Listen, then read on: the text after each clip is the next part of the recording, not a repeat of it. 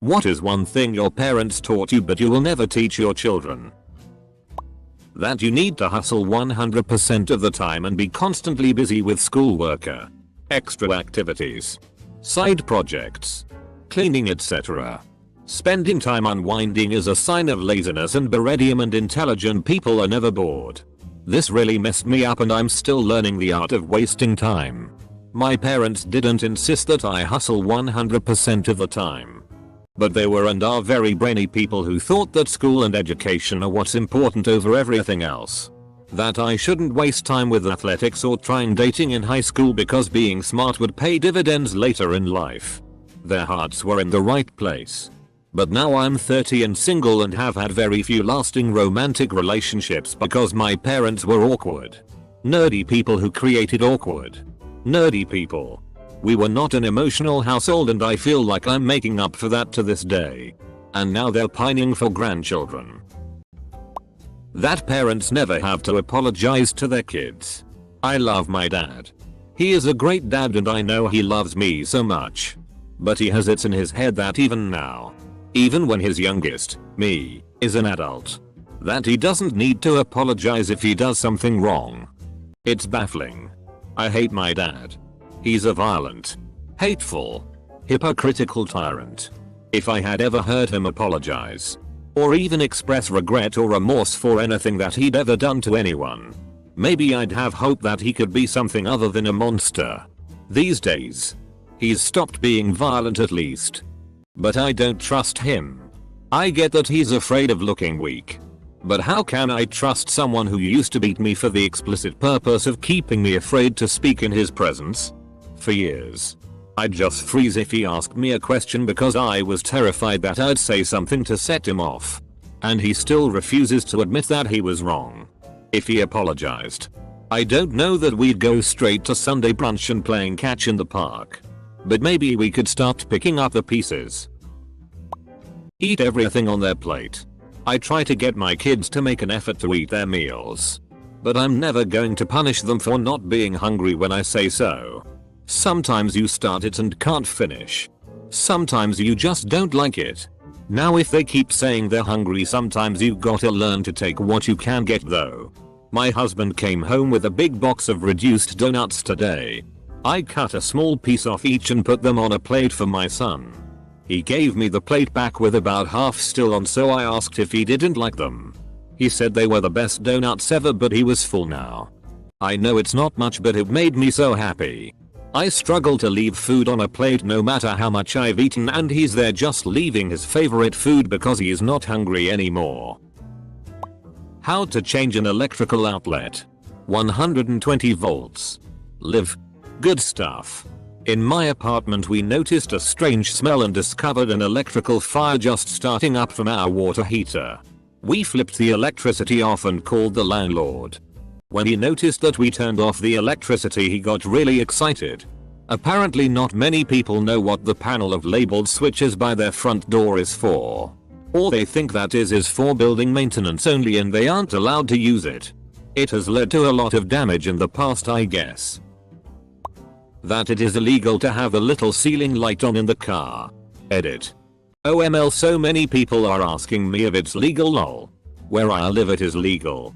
But I know it's illegal in some places. Lots of parents say this because it's an easy way out of explaining that it's hard to see with the light on. It is illegal where they live. Or their parents told them it's illegal. You can look up if it's legal in your area. That's sex. Sexuality. Drinking, drugs, partying. Politics. Money. Spirituality are awkward things to discuss. I want my future kids to know facts and that if they are ever in trouble, I am a safe place for them. We don't have to talk about it if they don't want to. They'll be taught how to be safe. But they should also know that these subjects are a part of life and should not cause shame. My little girl is always saying, "Mummy, can I tell you something?" And I reply, "You can always tell me anything," trying to get some good habits in for when she's a teenager. I was the wild child. My husband pretty much lived under a rock till he was 18. I know I'm not a perfect parent and sometimes I have big guilt in how I dealt with a situation in the wrong way, but I try my best and that's what I try to instill into both of them. If you try your best, that's all anyone can ask of you. In the end, the only person you hurt is yourself when you half-ass it. If a boy acts like a jerk, it means he likes you. Double quote. No. Just no. First of all, he shouldn't be let off the hook for acting like a jerk, whether he's 5 or 105. Secondly, it teaches girls that abuse is okay, or that they should expect to be treated like crap, and that it's okay for them to be treated like crap. Close bracket. My daughter had a little boy that was picking on her and I was pissed. I asked her what would happen if Tatty, her dad, pushed me off of the sidewalk or pulled my hair. She said he wouldn't do that because he cares about me and that other little boys in the school are a lot nicer. That's damn right. You stay away from that little boy. Chase. That little boy is an asshole and don't forget it. Oh. And at the start of the coronavirus thing he was blowing air on her. That I basically have to be a smaller version of them. Believe exactly what they do and not think for myself and have my own opinion. If I have kids, I'd let them be open-minded and believe what they want. Edit. A few people seem to have misunderstood my post.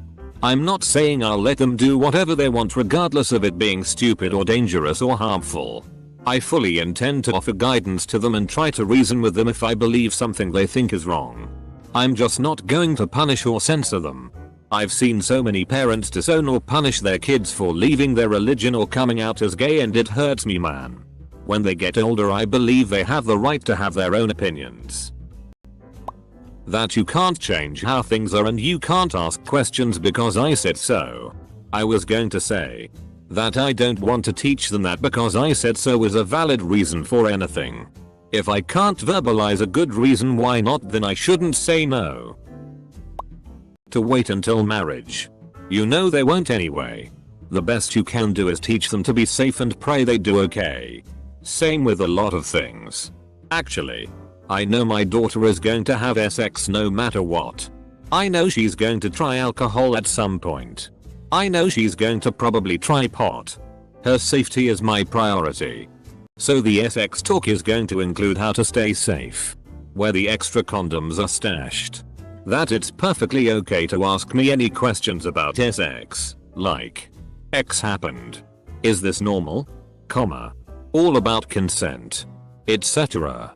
And about the effects of alcohol, based on science, and how to stay safe when drinking socially with friends. Definitely would prefer if she didn't drink before 21.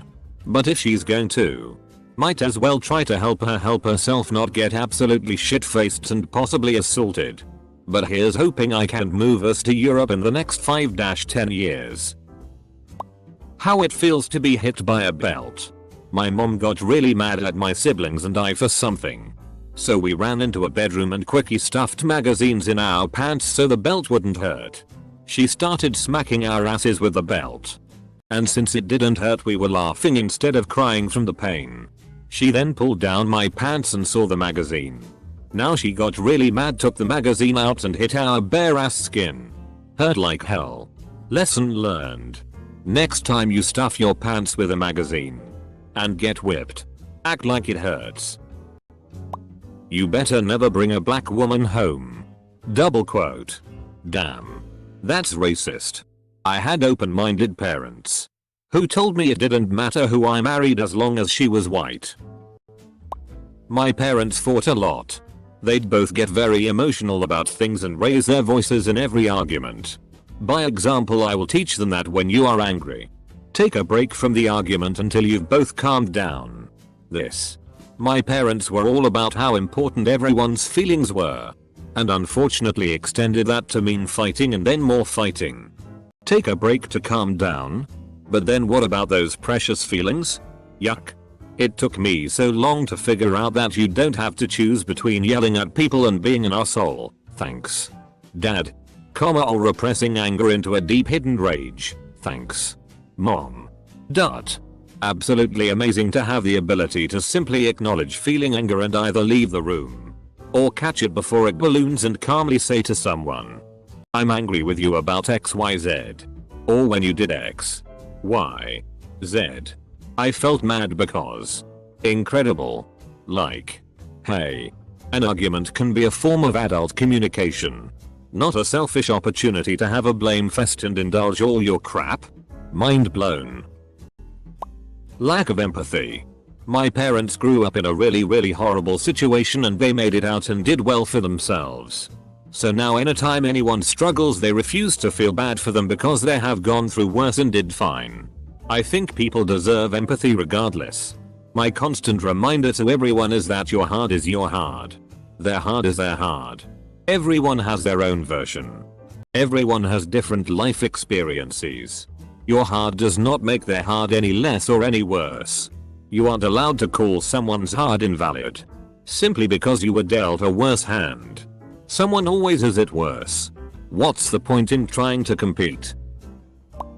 Being hypercritical. My parents were very critical of me about so many things. My grades, my performance in extracurricular activities, even how I did chores. What was worse was that they would often compare me to others as well, and would only ever praise me when they were basically bragging to other people. An example that always stuck with me was when I had a part-time job as a waiter in high school. And my dad would often scold me for wasting my time at a useless job instead of focusing on school. And how I was just gonna end up being a bum just like my older brother. But then when he's talking to his friends he brags about how his youngest son is so hardworking. He even has a part-time job in high school. It's this sort of hypercriticism is why I struggle a lot with self-esteem and confidence. What's worse is that I find myself even being hypercritical of other people's behavior. Like if they make a mistake or don't do something how I would have done. I don't snap like my dad would do. But I still find myself immediately getting annoyed. It's something I'm working on. And hope to never do to my future kids. Finish what's on your plate or no thanks. You stop when you're full and can save the rest for later. I'm not giving my kids an eating disorder by destroying their hunger signals. I watched my dad countless times tell my brother that here's a PSSY if he didn't clear his plate. My dad also gave my brother the nickname Soft Shoulders. I once asked my dad why they never fed us fruit or veggies. His response was, well, we had apples around all the time. Yeah. Give a child a bucket of candy and an apple and see what they choose. Good God, I'm angry at my parents. Christianity. My parents basically taught that God was real and he doesn't give a damn. You can be a holiday Catholic or worse if you want.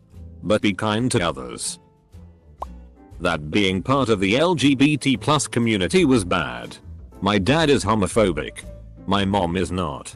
I am part of the community. And neither of them know yet. Well, I haven't told them yet. Who knows if they know? That a parent's feelings are more valid than the child's. My mom did this once when I expressed to my dad that she constantly hurt my feelings. She came into my room after that since my dad had just tucked me into bed when I told him, and she said, and I quote, "I hurt your feelings? You hurt mine when you make me spank you or yell at you." Almost every time she spanked me with what we call the bod, which is basically a shaped piece of wood with a handle, it would be about me talking during church or playing with my friends in restaurants too loudly.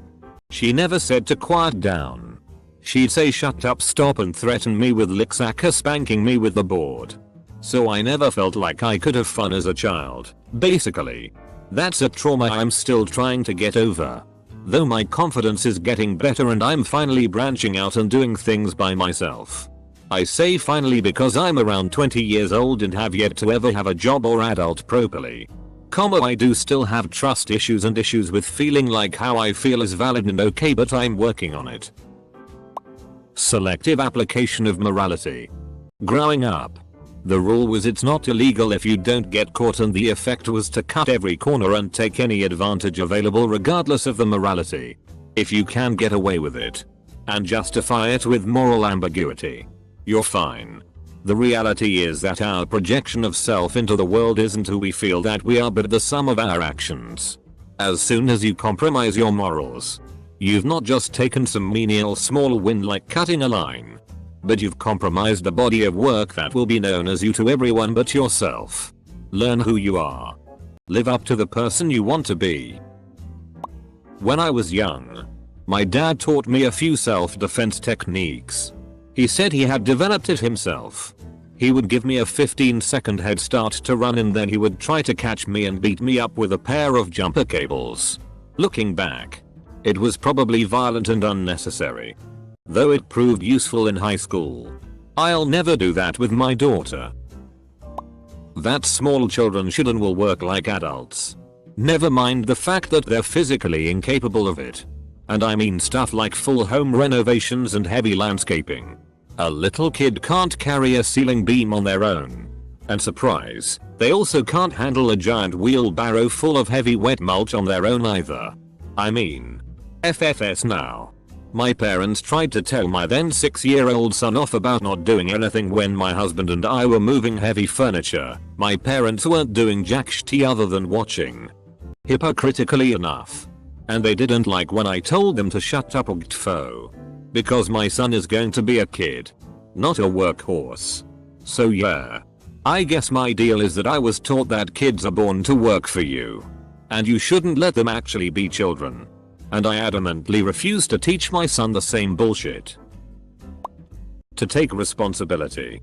For years one of my parents owed me money for breaking my stuff and walking away. I also don't control the weather nor traffic. My mom siphoned money out of my account for her failing business. I was a teen and she had her name on the account as well. When I realized what happened she said you probably just didn't have as much as you thought. I always knew something was fucky.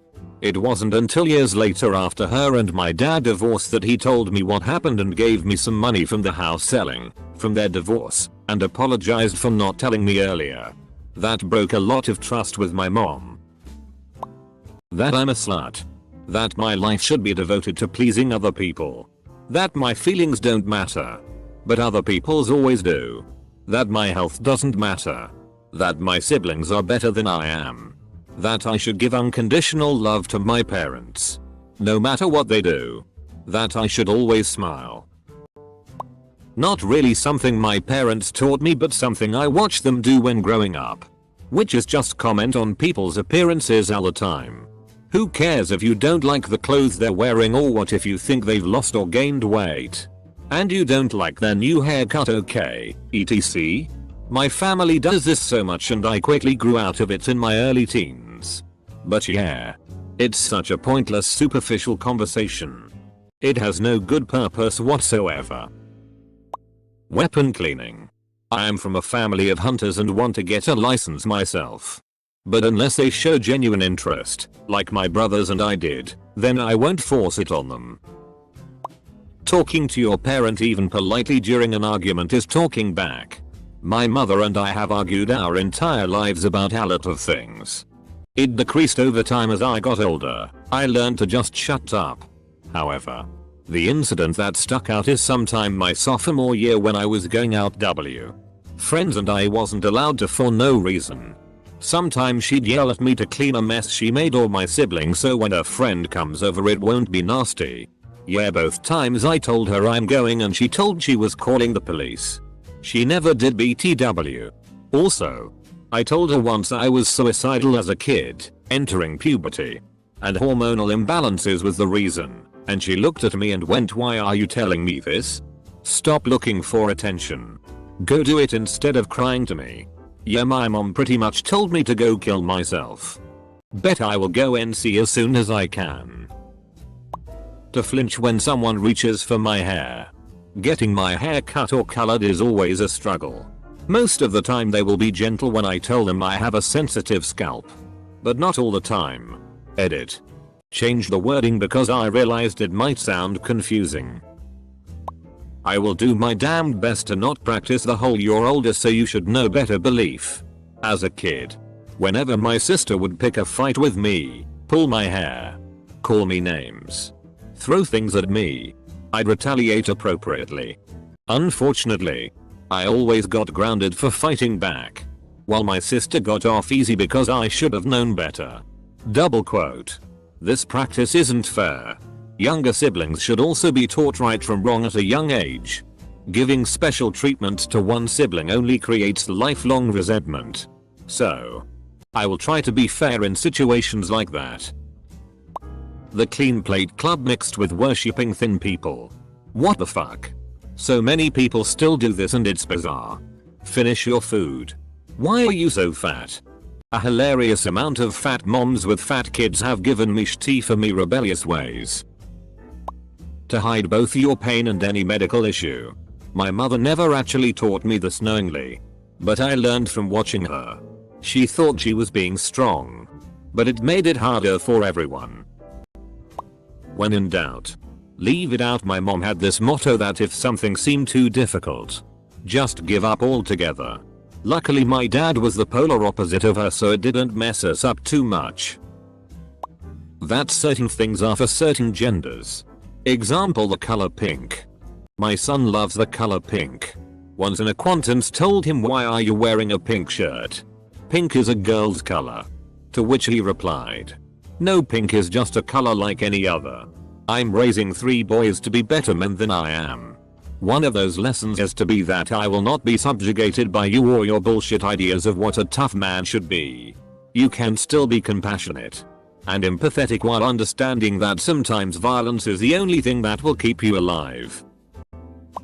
That the parent's word is never to be questioned. We encourage our daughter to respectfully question our instructions, punishments, decisions, etc. 90% of the time we don't change our mind. But we do encourage rational objections. I won't teach them that telling what's wrong always ends up with the parent complaining about how hard they are trying and how ungrateful the kids are. I'll try. At least. It's so easy to say I'll be a great parent, and do mistakes too. To always be polite, respectful and never rude towards adults and people in general. Got me into some sticky situations with middle-aged men on the streets persistently trying to get me to come home with them or give them my number when I was like 13.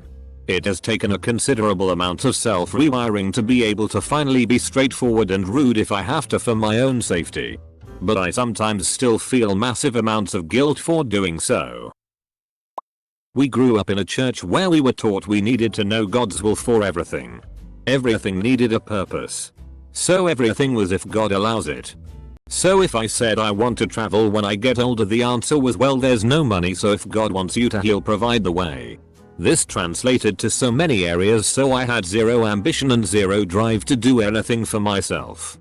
When my daughter says she loves China and wants to go one day, she said, "Oh, but it's so expensive." I said, "We will get you there one way or another. You can absolutely do that if that's what you really want. And then we learn as much as we can about it." She's 7 and has decided eating with chopsticks is amazing and she wants to learn Chinese and everything she can. You're not special in the grand scheme of things and that you can do anything you want. You are my kid and I love you, but this does not mean that you're special. Not trying to tell them they are worthless, but I don't want them to think everything will always be alright because they are special. It's okay to drink and smoke, as long as you do it with moderation. Though my parents have drastically changed since my younger days. They are now more open and understanding. As a young adult currently struggling to figure out what I want to do with my life. Constantly pressuring them to find a career job right after high school. You've got your whole life to work. Go out and live a little.